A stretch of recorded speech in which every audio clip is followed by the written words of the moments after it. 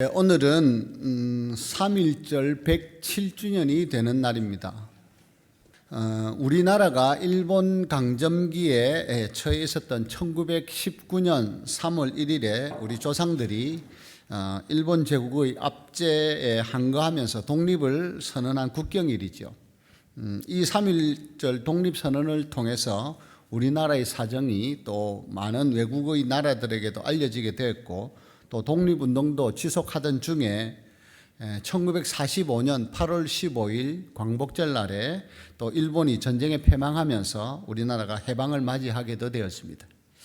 이후에 우리 민족은 또 1950년에 6월 25일 6.25 전쟁을 또 겪게 되면서 또다시 극심한 또 고통과 어려움에 처하고 나라가 남북으로 갈라지는 비극도 또 맞았습니다. 하지만 이제 우리 남한은 전쟁의 상처도 잘 극복을 하고 지금의 자유민주주의 국가로 성장하면서 자리 잡게 되었습니다. 그래서 이 3월의 첫 주일이 또 첫날이 3.1절 국경일이기도 해서 우리 사는 지금 이 세상과 나라에 대해서 함께 생각을 해보면서 하나님이 주시는 또 말씀과 은혜를 나누면 좋겠다 싶어서 오늘 이 본문 말씀을 여러분과 함께 읽었고 또 하나님 주시는 말씀을 나누고자 합니다. 과거에 우리 조상과 또 선조들, 부모들이 살았던 시대를 생각하면 우리가 살고 있는 지금 이 시대는 물론 정치, 경제, 문화, 군사적으로 또 다양한 숙제들이 있기는 하지만 과거와는 비교할 수 없을 만큼 평안하고 또 살기 좋은 나라가 되어 있지 않았나 저는 그렇게 생각합니다. 여러분은 어떻게 생각을 하십니까? 지난 금요일에 노회 전도 부흥회 활동을 같이 했던 목사님들, 친하게 지내는 목사님들 몇 사람을 이제 만나가지고 식사를 하고 카페에서 이야기를 하는 중에 우리 교회에 이렇게 관심을 많이 가지고 또 이런저런 좋은 이야기도 많이 해주는 젊은 목사님 한 분이 목사님은 왜 설교 시간에 질문을 그래 많이 합니까? 이러더라고요. 그래, 어때 또 질문을 좀 하면 안 된다는 어디 또 법이 있나? 규칙이 있나? 제가 이제 그 이야기에 뭐라고 이제 해명을 대답을 해주려고 하는데 다른 분들도 같이 있으면서 이런저런 이야기를 하다 보니까 그 말을 못하고 이제 그냥 안 하고 넘어갔어요. 근데 아침에 사모하고 이제 이런저런 이야기를 밥 먹으면서 하다 보니까 사모도 그날 같이 있었기 때문에 그래 뭔 이야기를 하면서 그래 제가 그랬습니다. 아니 나는 예수님처럼 해보려고. 무슨 말인가? 제가 우리나라는 목사님들이 설교할 때 대체로 부흥회 아니면은 집회 아니면은 가만히 여기 강대상에 서서 설교를 하잖아요. 근데 미국이나 이래 다른 나라 이렇게 설교하는 거 혹시 보신 적 있는지 모르겠지만 설교자들이 목사들이 이렇게 움직이면서 합니다. 이렇게 왔다 갔다 하면서. 그죠? 그런 거 보신 적 있으시죠? 자연스럽고 괜찮잖아요. 무슨 강연하듯이. 예. 제가 외국 유학을 하지는 않았지만 저 안에 그런 또 이런 성향도 좀 있다고 할 수도 있고, 제가 성경을 가만히 보니까 예수님이 그냥 일방적으로 말씀만 전하신 게 아니에요. 때때로 물어보시잖아요. 가이사랴 빌립보 지역방에 가셔가지고는 예수님이 제자들한테 그렇게 물으세요. 사람들이 나를 누구라 그래? 어떤 사람이라 그래? 그러니까 제자들이 대답을 하죠. 어떤 사람은 세례 요한이 사람이라 그러기도 하고 예레미야나 선지자 중에 한 사람이라 그럽니다. 그러니까 예수님이 또 물어보세요. 그럼 너희들은 나를 누구라 그래? 그러자 베드로가 그 유명한 신앙 고백을 합니다. 주는 그리스도시요 살아계신 하나님의 아들이십니다. 이런 사건 하나만 있는 게 아니에요. 예수님이 사마리아 수가성 여인을 만났을 때는 제가 사모한테 그랬습니다. 봐라, 예수님도 이랬지 않느냐? 뭐라고요? 그 여인을 만나가지고 무단히 물 좀 달라 그래요. 사실은 목 마르신 것도 있었겠지만 본인이 예수님께서 그 여인에게 영원히 목마르지 않는 영혼의 갈증을 해소시켜 줄 수 있는 성령을 너에게 가르쳐주고 그 성령을 주려고 온 메시아다, 그리스도다 하는 것을 결론 부분을 보면 가르쳐 주시려고 하는 것이구나 하는 걸 알 수 있어요. 근데 예수님이 그 여인과 대화를 하시잖아요. 대화를 하면서 묻다시피 하세요. 이 여인이 가만히 들어보니까 예수님이 하신 말씀이 뭔가 다르게 느껴지는데 예수님이 그렇게 말씀을 하시죠. 가서 네 남편 좀 데리고 와라. 그러니까 이 여인이 대답을, 저는 남편이 없습니다. 예수님이 아시는 거예요. 그렇지, 너 남편이 5이나 있었지만 또 지금 있는 남편도 사실은 네 남편이 아니지. 그러니까 이 여인이 놀라는 거잖아요. 제가 보니 당신은 정말 선지자십니다. 그러면서 이 여인의 관심이었던 예배에 대한 것을 묻는 거예요. 우리 조상들은 이 산에서 예배해야 된다 그러는데 당신들은, 유대인들은 예루살렘에서 예배를 해야 된다고 합니다. 하나님께 예배드리면 그럼 어디서 해야 됩니까? 그렇게 물을 때 예수님이 뭐라고 말씀을 하시는가? 이 산에서도 말고 예루살렘에서도 말고 하나님은 영이시기 때문에 예배하는 자가 영과 진리로 예배할 것이다. 장소가 뭐 의미 없는 것 아니지만 장소보다 더 중요한 것이 사람이 무엇으로 어떻게 예배를 하는가 하나님께 하는 것이 중요한 것이다. 그러므로 예배하는 자들은 영과 진리로 예배할 것이다. 그렇게 가르쳐 주시니까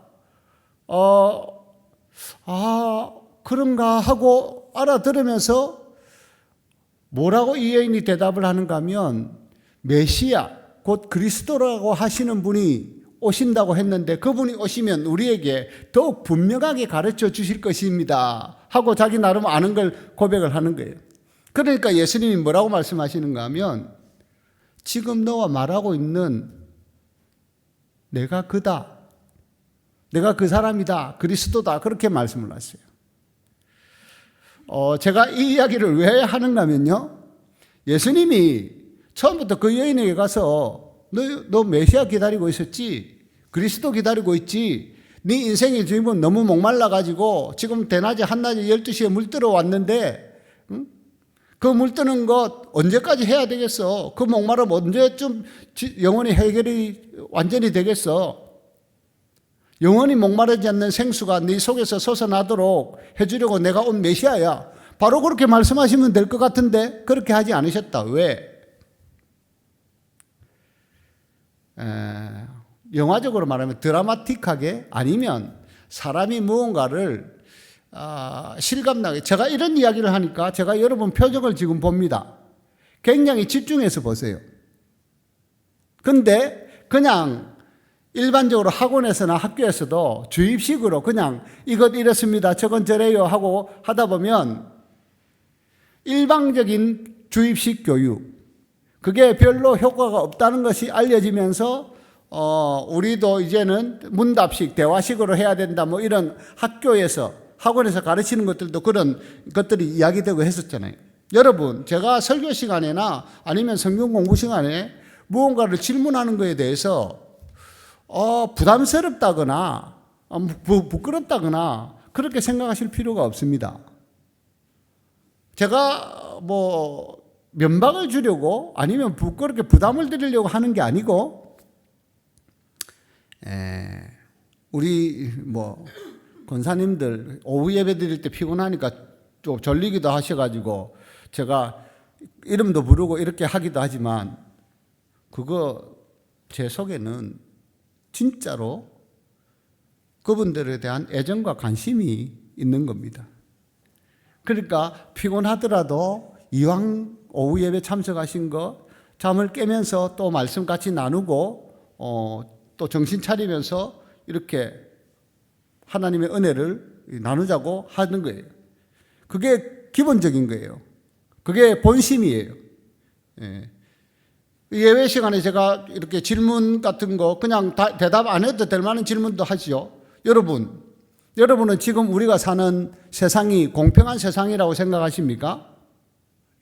정의로운 나라라고 생각하십니까? 우리나라가? 이렇게 여쭤봐야 생각을 하면서 대답을 하려고 해야 졸리지도 않고 잠도 안 와요. 그리고 집중도 해요. 그런 의도를 가지고 제가 여쭤보는 거예요. 목사님 대답됐죠? 그 목사님한테 그날 답 못 해준 걸 내가 이야기를 하는 거예요.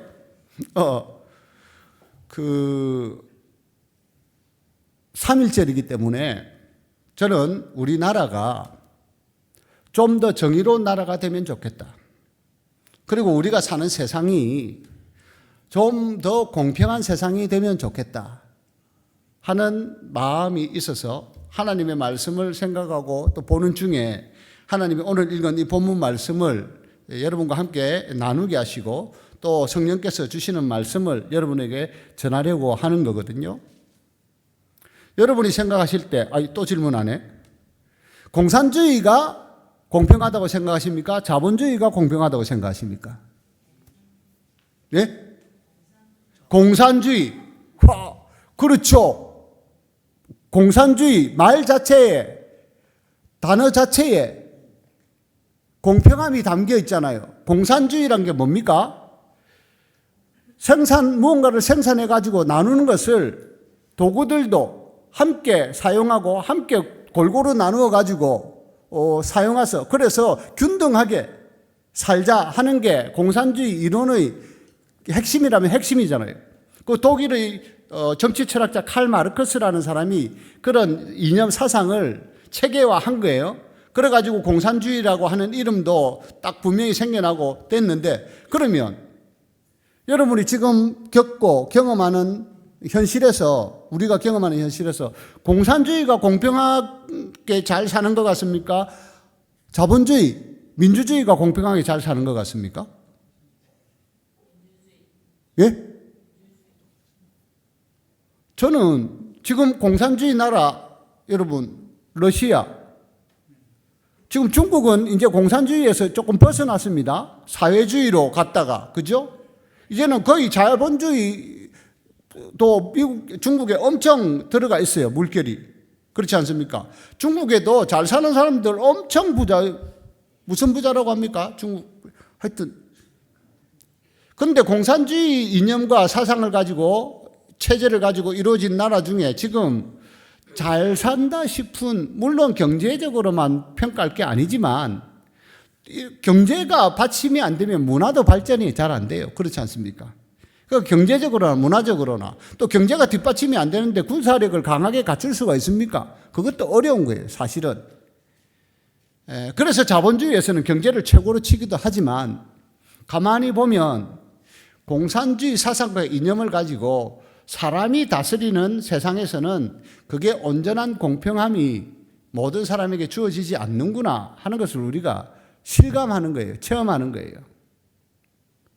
아직까지 공산주의를 표방하고 있는 북한 같은 경우도 보십시오. 전 국민들이 공평하게 살기는커녕 최고 수령이라고 하는 자는 백마, 하얀 말, 연초에 한 번 나오던데 그 백마를 타면서 백마 혈통이라 해가지고는 자기는 그렇게 온갖 외제차를 이게 무슨 공평이에요? 저는 개인적으로 확신 아닌 확신이 있습니다. 어떤 확신인가? 사람이 통치하는 세상에서는 모든 사람이 함께 인정하고 또 수용할 만한 공평한 세상이 될 수 없다. 사람이 다스리는 세상에서는 그렇겠다는 겁니다. 어쨌든 공평하다고 느낄 수 있을 만한 세상을 만들어 가려고 의식 있고 생각 있는 정치인들이나 권력자들이 애쓰고 노력은 할 수 있겠지만 모두가 공감할 수 있을 만한 공평한 세상은 현실적으로 이루어지는 것이 불가능하다. 저는 그렇게 봅니다. 그럼에도 우리는 공평한 나라를 꿈꾸고 공평한 세상을 원하지요.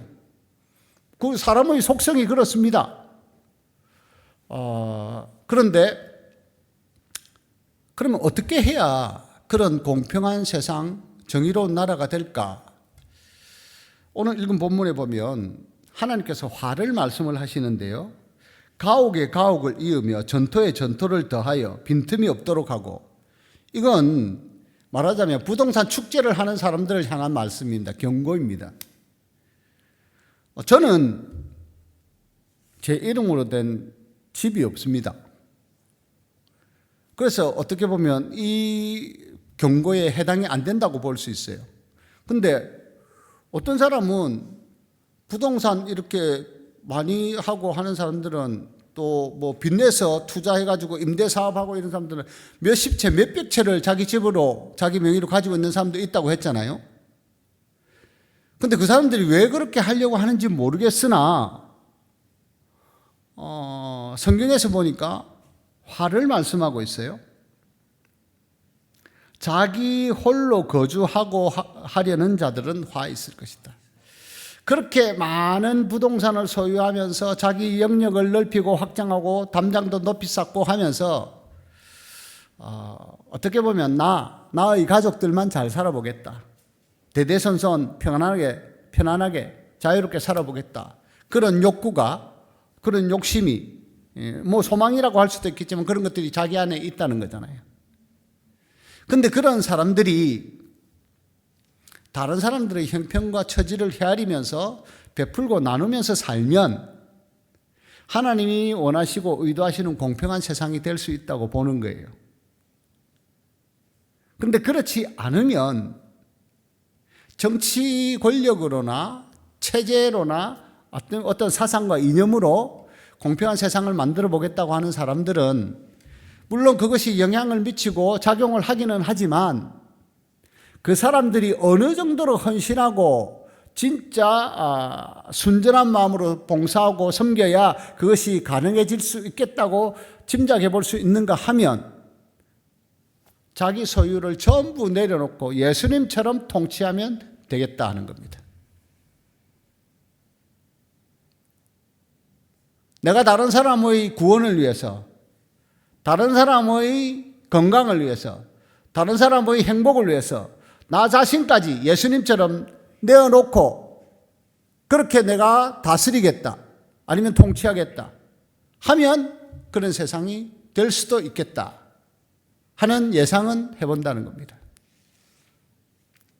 그런데 그걸 현실적으로 이룰 만한 사람이 몇이나 있을까요? 이 세상에서 자기가 권세를, 부요함을 위임받고 누리면서 그것을 실행할 수 있는 사람이 과연 얼마나 될까? 그런데 하나님은 오늘 저와 여러분에게 그렇게 말씀하십니다. 우리가 가진 것이 얼마가 되었든지, 우리의 지위가, 권세가 어느 정도가 되든지 하나님의 뜻을 잘 분별하고 이해해서 하나님이 원하시는 공평한 세상, 정의로운 나라를 네가 살아가는 영역에서부터 만들어 가라는 것입니다. 확장해 가라는 것입니다. 여러분, 제가 이번 달 초에 차를 한 대 구입했잖아요. 취득세 등록세를 냈습니다.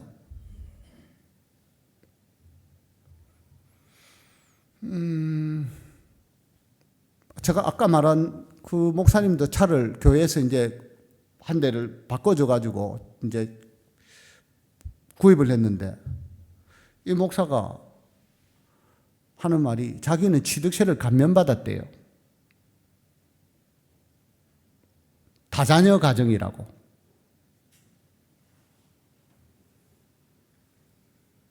요즘은 두 자녀만 돼도, 자녀가 둘만 돼도 다자녀라 해가지고 수영 강습료도 절반으로 할인해 주더라고요. 영산시에서 운영하는 수영장 강습료를 아이가 둘만 있으면, 근데 그게 저는, 제가 아시는지 모르시는지 모르겠지만 제가 아이가 둘이거든요. 딸, 아들. 저는 안 해줘요. 왜 안 해주지 하고 같이 혜택 받는 사람한테, 목사님은 자녀들이 다 컸잖아요. 아니 컸어도 내 자녀인데 그거까지는 괜찮았어요. 얼마 안 되니까, 10만 원도 안 되니까 강습료. 근데 취득세는 100만 원이 넘는데 이 목사는 취득세를 감면받았다는 거예요. 왜? 아이가 어려서. 우리 집에는 내가 이것들을 왜 키워가지고 다 크게 만들었는지 또 해당이 안 되는 거예요. 이 상대적인 불공평으로 느껴질 수 있는 거예요. 그렇지 않습니까? 우리 코로나 때 전 국민에게 일률적으로 생활지원금을 줬습니다. 그렇죠? 그럴 때 있었죠. 전 국민에게 동일하게. 그게 이런저런 말들이 많았잖아요. 여당에서는 이렇게 해야 된다. 야당에서는 이렇게 해야 된다. 아니, 형편이 괜찮은 사람한테 동일하게 줄 이유가 뭐 있느냐? 이렇게 생각하면 그것도 맞고, 저렇게 생각하면 그것도 맞고. 그래서 우리가 가진 공평에 대한 개념도 사실은 하나님이 원하시고 기뻐하시는 공평, 하나님이 뜻하시는 공평을 맞추어 가려고 신경을 쓰고 거기에 따르려고 기도하면서 살아야 됩니다. 잠언 11장 1절을 보시면 속이는 저울은 여호와께서 미워하셔도 공평한 추는 그가 기뻐하신다고 그렇게 기록되어 있습니다. 여러분, 추는 전에도 말씀드렸지만 추는 저울에 속해 있는, 이걸 요즘 아이들은 모를 수도 있어요. 전자저울만 쓰면. 전자저울에 무슨 추가 있어요? 없죠. 근데 옛날에는 저울이 추를 이렇게 달아가지고 쓰는 거였잖아요. 물건을 하나 얹어놓고 이 물건의 중량이 어느 정도 되는가를 확인하려면 여러 개의 추를 하나, 둘 얹어보면서 수평을 맞추는 거잖아요. 그래서 10g짜리가 10개가 얹어지면 요건 100g이구나. 10g짜리가 10개 얹혔는데 조금 모자란 듯이 5g짜리 하나를 얹으면 요게 105g이구나. 그런 식으로 확인이 되는, 그런 식으로 저울이 작동하는 거였잖아요. 그러니까 추는 어떻게 보면 저울의 부속물이에요. 일부분이에요. 그럼에도 속이는 저울보다는 하나님은 공평한 추가 한결같아야 되지, 일정해야 되잖아요. 어떤 때는 5g을 나타냈다가 어떤 때는 7g을 나타내고 이러면 이게 불분명하잖아요. 헷갈리잖아요. 근데 여러분, 속이는 저울로 이득을 취하려고 하는 사람들이 더러더러 있는 것 아시지요? 자갈치 시장, 자갈치 시장까지 안 가도 해산물 파는 어디 시장 같은 데가 저울에 물건 얹어가지고 파는데, 횟집에 가서 생선회를 그냥 살아있는 거 사가지고 하려할 때, 저는 그 파는 아주머니인지 할머니인지 모르겠지만 거의 테크닉에 놀랐어요, 정말. 보세요 하면서 얹으면서 지그시 살짝 눌러가지고는 물고기가 무게가 많이 나가는 것 같아요. 드러내면 실제로는 그 무게만큼 안 되는 거지. 딸기 살 때도 저는 수북해가지고 엄청 많은 줄 알고 샀더니 밑에 뭐가 깔려 있어요, 또. 그거는 그러려니 하고 그만큼이니 하고 사면 문제가 안 돼요. 근데 모르는 사람은 헷갈리잖아요. 쌀을 옛날에 대박에 이렇게 대로 팔아 먹던 시절이 있었죠. 요즘은 그냥 다 10kg, 20kg 키로로 포장대가 나오지만 대에 담아주는데 어떤 쌀집 아저씨들은 또 기술을 발휘해요. 손가락을 거기에 푹 끼워가지고 쌀이 그만큼 부피 안 차지하도록. 그걸 깎아준다고 이렇게 그런 걸 하나님이 어떻게 하신다고요? 싫어하신다고, 미워하신다고. 믿는 사람들은 그러면 안 돼요. 하지만 우리가 공평하다고 하는 것, 어떤 것이 공평한가? 마태복음 20장에 보시면 포도원 품꾼, 천국을 비유해서 가르쳐 주시면서 포도원 품꾼 이야기를 하시잖아요. 이른 아침에 포도원 주인이 나가보니까 일하기 위해서 일자리 찾는 사람들이 있는 거예요. 저걸 잘 봐놓으십시오. 하루에 한 데나리온 줄게, 오늘 하루 일하면 하고 약속하고 포도원에 들여보냈습니다. 그리고 좀 있다가 제3시, 우리 시간으로 말하면 6시간을 보태면 되니까 아침 9시쯤 또 나갔다는 거예요. 또 사람들이 있는 거예요. 그러면 당신들도 일하고 싶으면 포도원에 들어서 일해라. 그리고 또 나가보니까 또 사람들이 있어요. 6시에도 9시에도.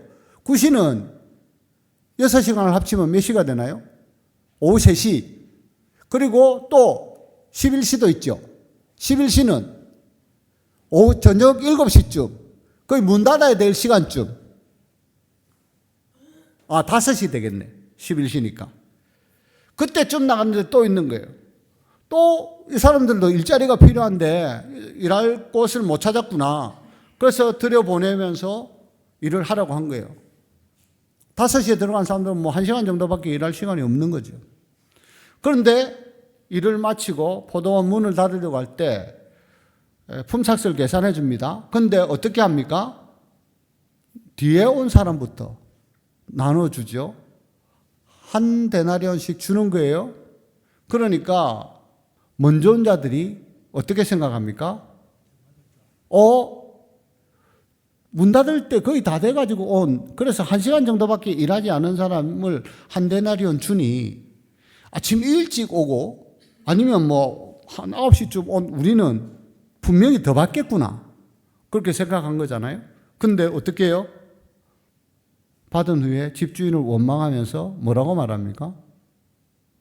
아니, 이 사람들은 1시간밖에 일하지 않았는데 왜 종일 수고하고 더위를 견딘 우리와 같이 이렇게 합니까? 불만인 거잖아요. 근데 주인이 뭐라고 대답을 하죠? 친구요, 친밀하게 대답해 주셨다는 거잖아요. 내가 너에게 잘못한 것이 없지. 내가 너와 한 데나리온 약속을 하지 않았느냐. 네 거나 가지고 가라. 나중 온 사람에게 내가 너와 똑같이 주는 것이 그건 내 뜻이다. 여러분, 이 주인이 여러분 생각에는 공평하게 느껴집니까? 불공평하게 느껴지십니까? 제가 과거에 친하게 지냈던 여자 집사님은 제가 이 주인을 통해서 하나님은 나에게 하나님이 의도하시는 공평이 무언가를 가르쳐 주신다고 말했더니 자기는 이게 불공평한 거지 어떻게 공평한 거냐요. 여러분, 공평하게 생각해도 좋고 불공평하게 생각해도 좋습니다. 근데 더 중요한 건 공평이나 불공평보다 더 중요한 건 주인이 그 사람들과 한 약속입니다. 한 데나리온씩 주겠다고 하신 약속. 그리고 그렇게 주는 것이 내 뜻이라고 하는 주권. 그게 우리가 생각하는 공평이나 불공평보다 더 중요한 겁니다. 제가 제 11시에 뒤에 들어온 사람이면요, 저는 이분이 공평함을 넘어서, 이 주인이 공평함을 넘어서 정말 선하고 좋은 분으로 받아들여져요. 저는 그래요. 제가 실제로 그렇게 느낍니다. 하나님은 나에게 정말 선하고 좋은 분이시다. 근데 어떤 분은 나는 아침 일찍부터 들어와가지고 수고했는데 똑같이 준다고? 이건 불공평한 거다. 본인은 불공평하게 느낄지 모르지만 약속이 그렇게 되어 있었던 겁니다. 한 데나리온 주겠다고. 그러면 그건 정의로운 겁니다. 그게 정의입니다. 하나님이 뜻하시고 하나님이 말씀하시고 하나님이 약속하신 그것이 정의로운 거예요. 정의로운 나라를 원하십니까? 정당마다 다 자기들이 구현하려고 하는 정의가 다르게 느껴질 수 있어요. 그래서 어떤 사람들은 이 당이 내세우는 공평과 정의를 지지하고 또 좋아하기도 하지만 또 어떤 사람들은 이쪽 정당이 내는 것을 정의롭고 생각하고 공평하게 생각해서 지지하고 좋아하기도 하지만 사실은 그 모든 것이 완전하지는 못하다는 거예요. 그래서 예수님은 누가복음 16장에 보면 어떻게 보면 참 두려울 수도 있는 말씀을 하셨습니다. 이사야에서 읽었던 말씀과 아주 밀접하게 연관되는 말씀이라고 할 수 있는데, 한 부자가 있었지요.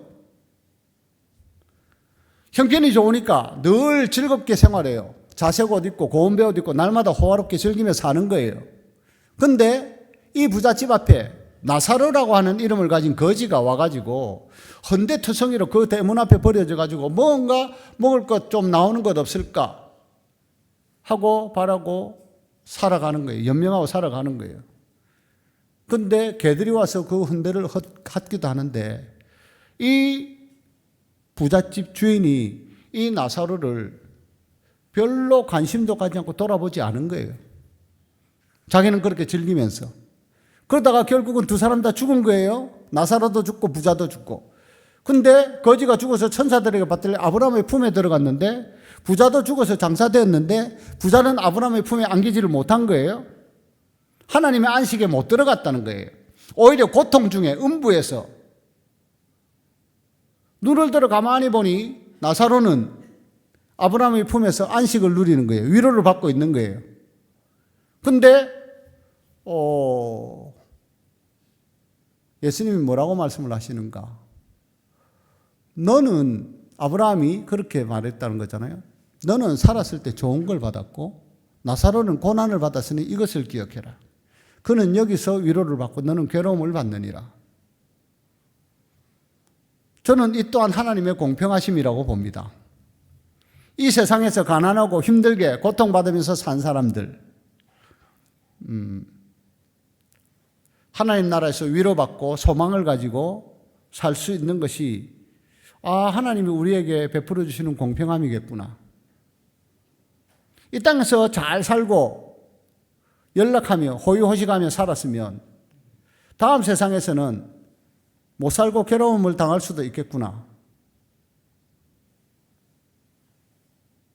왜 그런 줄 아십니까? 잠언 22장 2절에 보면 가난한 자와 부한 자가 함께 살거니와 그 모두를 지으신 이가 여호와시라고 솔로몬은 선언합니다. 이 땅에 많은 가난한 사람들이 있고 부하게 사는 사람들도 수없이 많습니다. 자신들은 어떤 가난한 사람은 자기가 게을러서 미련해서 투자를 잘못해서 일을 열심히 하지 않아서 가난하게 사는 사람도 있을 수 있습니다. 죄송하지만 그런 사람들은 하나님께서 위로해 주실지 모르겠어요. 하나님을 인정하고 믿어야 일단은 하나님이 위로해 주실 것 같아요. 부자라도요, 하나님께서 원하시는 뜻을 분별하고 가난한 자를 돌아보고 거지 나사로 같은 사람에게 선행을 베풀고 그러면서 자기가 소유하고 획득한 부를 다른 사람을 위해서 선용하고 살면 하나님은 그것이 하나님이 그들을 통해서 이루어지고자 하는 공평한 세상이라고 하는 것을 말씀해 주시는 거예요. 여러분, 누군가가 국밥 팔던 할머니가 몇십 년 일에 모은 몇 억의 돈을 어디에 기부했다고 하는 이야기를 들을 때 감동이 있지 않습니까? 아름답게 들리지 않습니까? 그런 사람들의 선행을 통해서 어떻게 보면 세상은 정의로운 나라가 되는 겁니다. 공평한 세상이 되는 거예요. 왜 미국이나 선진국의 갑부들이 자기들이 어마어마한 돈을, 재산을 사후에 다 기부하겠다고 하는가? 알잖아요. 죽으면 가져갈 수 없다는 거. 어디 가져가서 쓰겠어요? 그러므로 해서 그것들이 순환되고 필요한 대로 흘러가고 하면 그런 것을 통해서 세상은 또 공평하고 정의로운 세상이 될 수 있겠다. 저는 우리가 그런 공평한 세상, 정의로운 나라를 위해서 이런 절기를 맞을 때에 또 국경일, 기념일을 맞을 때에 나라를 위해서 또 함께 기도하고 또 더 깊이 묵상해보는 그런 시간을 가질 수 있으면 좋겠습니다. 하나님께서는요, 틀림없고 분명한 것은 부한 자라고 가난한 자라고 또 건강한 자라고 병든 자라고 잘난 사람이라고 못난 사람이라고 남자라고 여자라고 결코 구별하거나 차별하는 분이 아니십니다. 하나님은 진짜 공평하신 분이십니다. 내가 그 공평하신 하나님을 모르고 인정하지 않을 뿐이지, 여러분, 분명하게 겸손한 마음을 가지고 살아야 됩니다, 우리가. 내가 생각하는 기준과 경험과 지식이 공평한가? 아닙니다. 사람마다 자기가 가지고 있는 저울이 다 달라요. 하나님의 말씀, 하나님의 약속이 저울이고 기준입니다. 그래서 캐논이라고 그래요. 그 기준을 우리가 더 깊이 이해하고 수용하고 순종하고 따르고 살 때 하나님께서는 우리의 삶을 통해서 하나님의 공평한 세상, 나라가 이루어지게 하시고 영광 받아주시는 줄을 믿습니다. 그래서 사도 바울을 통해서 이렇게 또한 권고해 주십니다. 디모데전서 2장 말씀 띄워주십시오. 한 절씩 보고 말씀을 마무리하겠습니다. 디모데전서 2장. 그러므로 내가 첫째로 권하노니 모든 사람을 위하여 간구와 기도와 도고와 감사를 하되 임금들과 높은 지위에 있는 모든 사람을 위하여 하라. 이는 우리가 모든 경건과 단정함으로 고요하고 평안한 생활을 하려 함이라. 이것이 우리 구주 하나님 앞에 선하고 받으실 만한 것이니 하나님은 모든 사람이 구원을 받으며 진리를 아는 데에 이르기를 원하시느니라. 함께 읽겠습니다. 하나님은 한 분이시요 또 하나님과 사람 사이의 중보자도 한 분이시니 곧 사람이신 그리스도 예수라. 아멘. 여러분, 정말 하나님은 모든 사람이 구원을 받고 진리를 아는데 이르기를 원하시는 줄 믿으십니까? 하나님은 부자도 구원하고 싶어 하시고 가난한 자도 구원하고 싶어 하시고 건강한 자도 구원하고 싶어 하시고 병든 자도 구원하고 싶어 하시고 하나님은 잘난 사람도 구원하고 싶어 하시고 못난 사람도 구원하고 싶어 하신다고 믿으십니까? 하나님은 과거의 양반도 구원하고 싶어 하시며 과거의 상놈 종도 구원하고 싶어 하신다는 것을 믿으십니까? 그러면 우리 사는 세상이 그런 세상 되도록 이 땅에 임금과 높은 지위에 있는 자들을 위해서도 기도해야 됩니다. 그들이 정말 우리 장로님들 늘 기도하시잖아요. 안수 집사님들 나와서 기도할 때 위정자들이 권력을 위임받은 자들이 그런 통치를 하게 해달라고 그 사람들은 그거 하는 게 그 일이잖아요.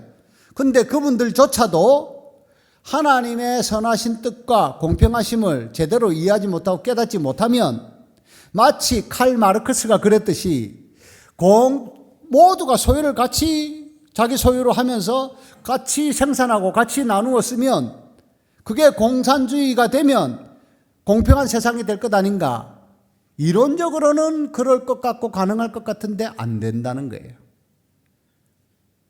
오히려 자본주의가 민주주의가 그것이 현실적으로 더 되는 것 같은 이유는 깨달은 사람들이 깨달은 마음으로 자기의 획득한 부와 자기의 권력을 다른 사람들을 위해서 사용하고 또 섬기고 나누기 때문에 그것이 이루어진다는 거예요. 우리나라가 3.1절을 맞아서 107주년 맞아서 이제 독립된 나라가 되었잖아요.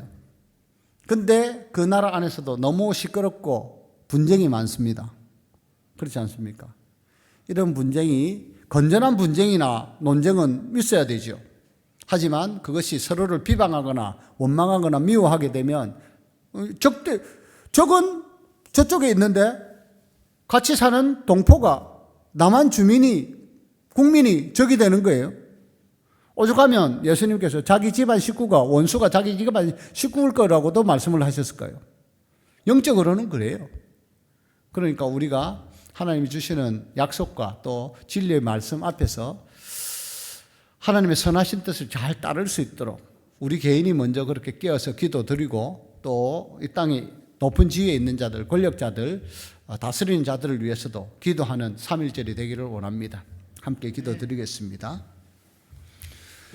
공평하신 하나님 아버지, 송명희 시인은 우리가 임내송으로 찬송을 불렀을 때에 자신이 출생할 때부터 뇌성마비로 태어났지만 하나님께서 다른 사람들이 보지 못한 것을 보게 해주셨고 알지 못하는 것을 알게 해주셨으므로 감사하고 또 공평하시다고 하나님을 노래했습니다.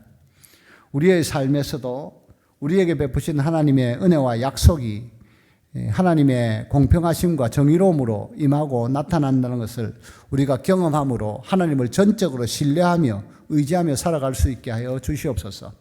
우리에게 그런 지혜와 믿음을 주심으로 우리가 하나님의 말씀에 순종하여 또 이 땅의 권력자들과 통치자들을 위해서도 늘 중보하기를 게을리하지 않고 살아가게 하여 주시옵소서. 우리가 하나님 앞에 소망으로 또 믿음으로 드리는 기도를 통해서 이 세상이 또 더 공평한 세상 되게 하시고 정의로운 나라가 되게 하심으로 찬송과 영광 받아주실 하나님 아버지께 감사드리며 우리 주 예수 그리스도의 이름으로 기도드립니다. 아멘.